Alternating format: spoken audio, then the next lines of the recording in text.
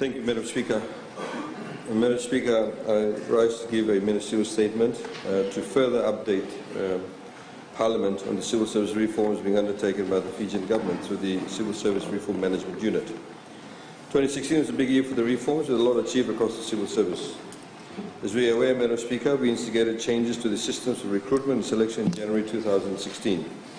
These changes were also authorised through the Public Service Commission's guideline to permanent secretaries to ensure enforcement of open merit, entry to the service at any level, and more robust and reliable methodologies for assessing applicants and making appropriate appointments. The OMRS guideline seeks to rid the civil service of discrimination in appointment practices, and as the name suggests, ensures the appointment of the most eligible, qualified and appropriate candidates for positions based on their merit for the job. The CSRMU unit conducted an extensive program of training for selection panel members who sit in the OMRS panels, which saw over 3,000 civil servants and independent representatives trained in the improved approaches to recruitment and selection. This training has now been handed to the Core Skills Training section of the Ministry of Civil Service for them to provide ongoing training for panel members and to ensure the quality and consistency of approaches undertaken by panel members. The CSRMU, as part of their responsibility for implementation, continues to provide policy advice to ministries on the OMRS guideline and its recruitment. The new system was strengthened late last year through the introduction of an appeal mechanism, the procedure review process, which adds transparency and accountability to the already robust systems through the ability for applicants who apply for these positions to request a review of the process if they believe errors have been made in the selection process. The review is to the Public Service Commission, and His Excellency the President, upon recommendation by the Constitutional Officers Commission, has confirmed the appointment of Mr. Lawrence McGrath as a full-time member of the Public Service Commission. This role will strengthen the Public Service Commission and enable them to better manage the procedure review process and the performance of permanent secretaries, and this is why it's being done through the PSC, because the permanent secretaries are ultimately responsible for this. Mr. McGrath has extensive experience as a senior executive with the Australian Public Service. Whilst at the Australian Public Service, he managed and reviewed applications and appeals from within the public service. His roles have also included international consulting and provision of advice on reforms and accountability practices in the civil service. He also actually helped the Fijian Elections Office prior to 2014 elections. As with all systems, we are monitoring the implementation and seeking ongoing improvements. The CSRMU will undertake a comprehensive review of the OMRS guideline, its implementation and results later this year, and will provide a report to the Public Service Commission at that time on any changes that may be needed to strengthen the application of open merit.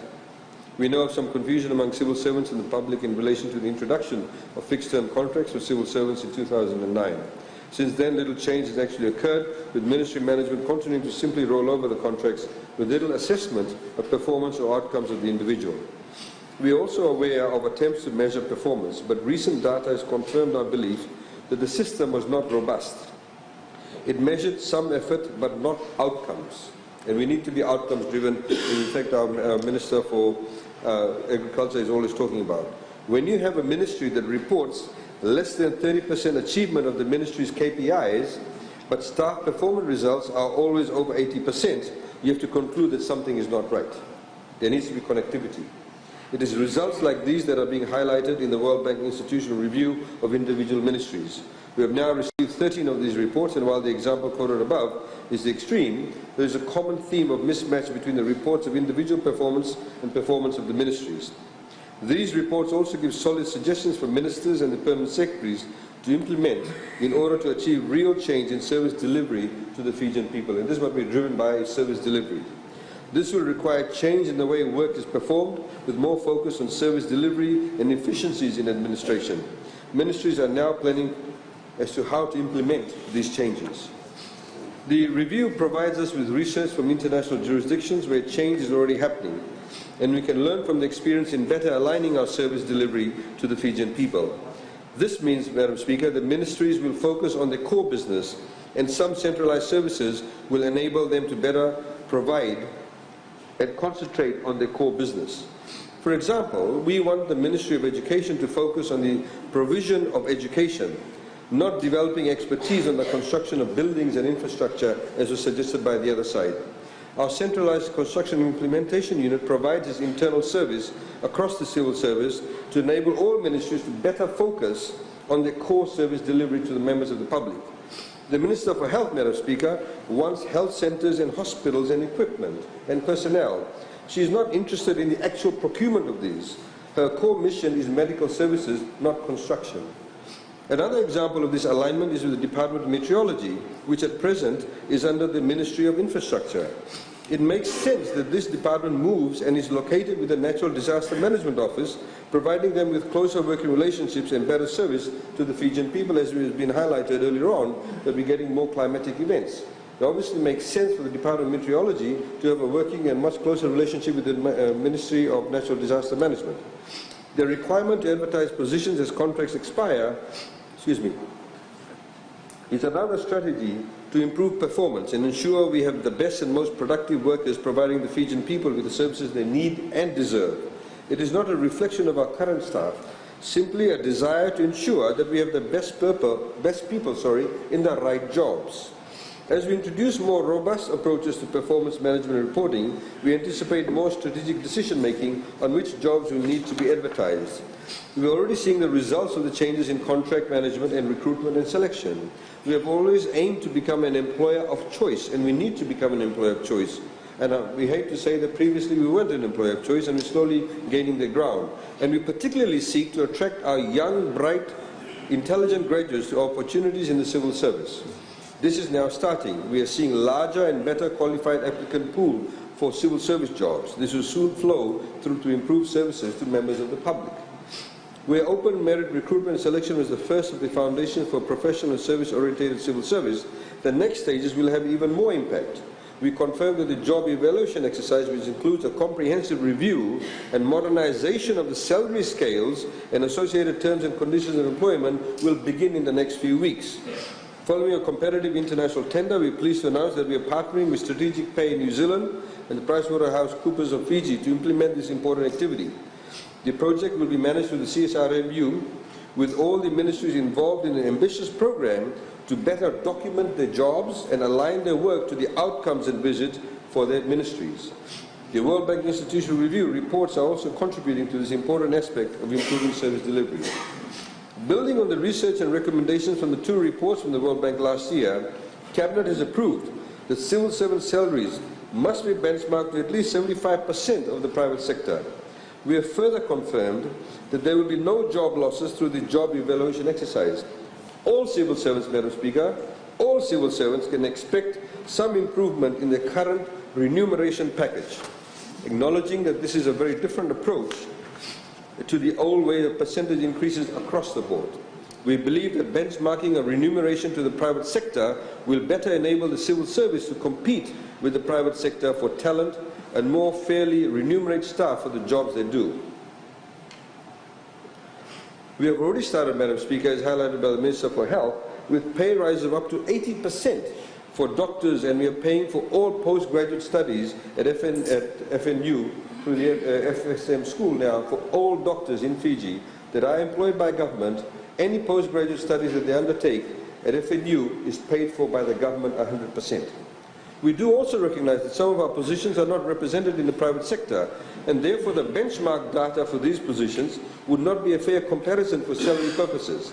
In particular, here we are referring to teachers and nurses, where the bulk of the workforce is in the public sector. For these professions, we have commissioned an additional report to identify salary relationships with other professions in neighboring countries. By this, we are not examining how much teachers and nurses are paid for by those neighbours, but what professionals are paid similarly to them, so that we can also use that benchmark data to set fair wages for these essential staff. We expect to have a draft of this report in the next 2 weeks, which is well in time for the planned review of salary scale for these professions during Q2. The remuneration review also provides opportunities to recognize the differences between jobs within professions or within the same jobs. For example, in the nursing profession, Madam Speaker, there are differences in skills and risk of different jobs. In Fiji, we are always beholden to titles. What we want to demonstrate is this.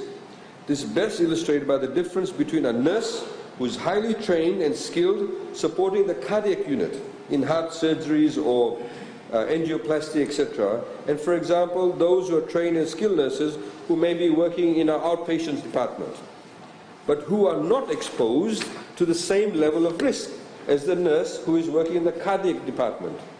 These two nurses at present have the same title and receive the same pay, but clearly this should not be the case. The new system will recognize the different career paths and to aim to remunerate for these specializations accordingly. We have to recognize people who've gone the extra mile to get that extra training and for whom we depend on these very high risk surgeries or operations or procedures as opposed to those who are not. These examples highlight how the reforms will contribute to improving the morale of our civil servants and through that the service delivery to the Fijian people, which has always been the core focus and reason for the reforms. It will encourage also our civil servants to continuously upgrade their professional skill sets and get into specialized areas. A full remuneration review requires that we examine not only the salary scales but also the allowances and other benefits received by civil servants. We have commenced a progressive review of the general orders to modernize them and develop an overall approach to remuneration that will ensure that civil servants are fairly compensated, do not lose an overall benefit to what they receive now, but wherever possible, the administration of costs of paying salaries and allowances are minimized also at the same time. The CSRMU have been working to plan the activities to enable this to occur since late last year. Apart from the tender for internationally recognized methodology to assess job levels mentioned earlier, another important element is a job evaluation and remuneration setting guideline. Before I get into that, Madam Speaker, we already have a quarter by quarter plan as to which skill sets or professions within the civil service will get assessed first. So for this quarter, the support services, government wage earners, procurement and supplies, information research, information statistical department, audit, accounting, immigration, will be reviewed in the first quarter. The next quarter will be dental, physiotherapy, nutrition, dietitian, paramedics, paradental, pharmacists, nursing, education, which of course involves teachers, social workers. In the third quarter, environmental surveys, town planners, information technology, technical, general, engineer support, scientific and technical support, engineer, professional, scientific and research, veterinary, primary resources, medical, legal, and foreign affairs. All of this, Madam Speaker, should be completed by August of this year. Madam Speaker has highlighted the job evaluation remuneration setting guideline, which is recently approved and released by the Public Service Commission, is now being implemented. This guideline confirms our commitment to position-based pay and the introduction of internationally recognized standards for determining the pay relativities between jobs. It also includes a planned timetable of activities to ensure that we meet our targets to have completed the reviews of salary scales within this financial year. Madam Speaker, at this point, we'd like to introduce a note of caution. Although we plan to review the salary scales, movement of staff into the new scales requires work and effort from the ministries. This involves the very staff who will want to move onto the amended salary scales. For this to occur, jobs need to be accurately documented and evaluated to ensure they are allocated to the right level on the new scales. This can only occur as quickly as staff and their managers complete the documentation and have it verified and confirmed by executive management. We see this as a huge opportunity to revisit some roles, amend them to take account of the ministry reviewed reports, and to ensure that work is varied, multi-skilled and outcomes focused. A full training program is being prepared and will begin to roll out next week to ensure this work is completed in a timely manner. Madam Speaker, this also means that the individual ministries need to strengthen their HR departments. As you've seen traditionally, HR departments generally don't include people who are actually trained in the HR, in human resources management. They simply have people who've been working as clerks, they simply come up the ladder and have carriage of the HR departments. We need specialized people to be able to appreciate the modern day way of running a employer-orientated, service-orientated infrastructure. The job evaluation remuneration setting guideline also provides a comprehensive policy based to ensure that while permanent secretaries exercise the authority to determine terms and conditions of employment, this is done consistently across the civil service. We don't want a situation, for example, as happened in Australia a few years ago, that the permanent secretaries were actually given the envelope of money, and you had some ministries paying very high salaries and others weren't paying. So we need some level of consistency. This is what we'll be doing. This policy also ensures that as new positions are created or positions change, we can ensure they remain fairly graded and remunerated. We need to strengthen the individual HR departments, as we said earlier on, in the respective ministries. Whilst we are confident we'll get the relativities and consistency right at the time of the salary scale review, as time goes by and changes in job occurs, we want to ensure that the consistency across ministries stays in place. We don't want to see employees doing substantially the same work in different ministries but being paid differently, as highlighted earlier on. To ensure that salaries remain fair and consistent, the guidelines introduces the Job Evaluation Leadership Team, consisting of the Director of CSRMU and at least 2 permanent secretaries, who will moderate a percentage of the jobs evaluated on an ongoing basis with the ministries. This ensures we'll have the capacity going forward to maintain a fair system for determining job levels and remuneration. We have already provided access for civil servants to the arbitration court as a mechanism for addressing collective bargaining disputes. The court has been appointed by the Honourable Chief Justice and is an independent tripartite body. The Public Service Discipline Tribunal has also been appointed by the Honourable Chief Justice and is already hearing disciplinary cases from within the civil service. In consultation with the Public Service Disciplinary Tribunal, we have established another important foundation in modernising the civil service through the introduction of significant changes to the approaches to discipline within the civil service. Our aim, Madam Speaker, is to establish a highly professional set of employees with clear objectives and targets, which will minimise the need for disciplinary action. But we recognise that we must have a system for dealing with any employees who don't uphold the stated values of the civil service or who are unable to perform to the standard expected. Again, building on through thorough research, the Public Service Commission has recently approved and released a discipline guideline to permanent secretaries. Madam Speaker, the discipline guideline introduces modern management practices to the field of discipline, grounded in the principles of natural justice, while providing systems that should be faster and fairer than our practices of the past. We confirm that discipline is not meant to punish, but is instead intended to ensure that employees who cannot or won't uphold our values and the code of conduct are dealt with fairly and accountably, while providing a safe and attractive working environment for employees who do want to uphold our values. This guideline was developed in consultation with the Public Service Discipline Tribunal and confirms the specific roles of the Permanent Secretary and the Tribunal in ensuring the fair discipline practices with the staff.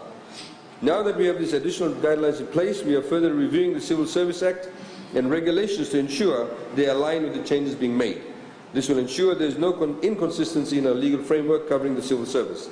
This builds on the review of the Civil Service Act, which was passed by Parliament in February last year, and subsequent amendments to the regulations at the end of last year to align them to the Constitution.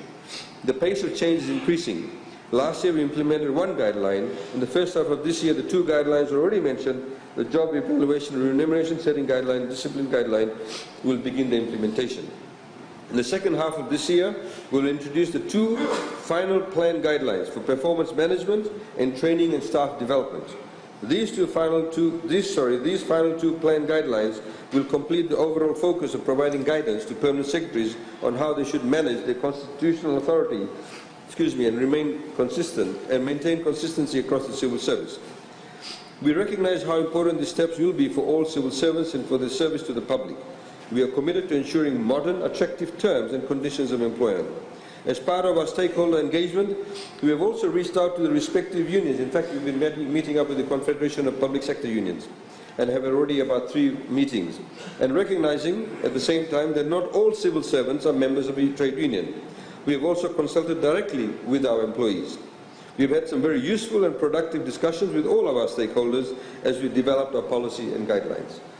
We will continue to meet with our stakeholders to seek their views and comments, both on the practical issues with regard to implementation of the guidelines and how these can be addressed, but also on new initiatives that are still being developed. We welcome any feedback on the implementation, including advice on practices which do not align with the principles of the guidelines. We will certainly continue to partner with all stakeholders to ensure the full implementation of our modernisation programme. We note, however, Madam Speaker, that some of our stakeholders are focused on the past and are not fully aware of how beneficial these modernisation programs have been to both organisations and employees alike. One can only take a leaf out of many other jurisdictions, including places like Singapore, where they went through a similar exercise. It is timely to acknowledge the assistance from our key development partners in this ambitious program of reforms. Following international best practices, it is our government which has the vision of where we are headed, and our development partners who are supporting us to achieve this vision. The World Bank, through the Institutional Review Ministries, and the research supporting the guidelines, which are the backbone of the reforms. the Australian Department of Foreign Affairs and Trade, who have provided technical assistance to support the implementation of the guidelines. The confirmation of modern management practices and support in implementing our plans is greatly appreciated. The Civil Service Reform Management Unit will soon embark on an extensive communication and training program to ensure that all civil servants understand how the changes will affect their terms and conditions of employment. The communication strategy aims to reach out to all civil servants and will be accompanied by relevant materials for the public so that they too understand the extent of the changes and what they can expect from the civil servants. To ensure that the civil service reforms are led and managed, achieving the progress we have planned, we advertised for a replacement director to lead the unit. You may recall that our previous director, Ms. Margareta Conrote, who is also the Permanent Secretary of the Economy, was appointed as Permanent Secretary, but she's doubled up as the director. We are now pleased to announce the appointment of Ms. Jane Curran as the director following an international local recruitment exercise. Ms. Curran has extensive experience in civil service reforms in many countries around the world, including experience here in Fiji, and we welcome her expertise to the program. Madam Speaker, we look forward to updating you on the progress of these reforms as the implementation proceeds. In particular, once we have all the new increments of the salaries and conditions of the civil servants, which should be completed by August of this year. Thank you, Madam Speaker.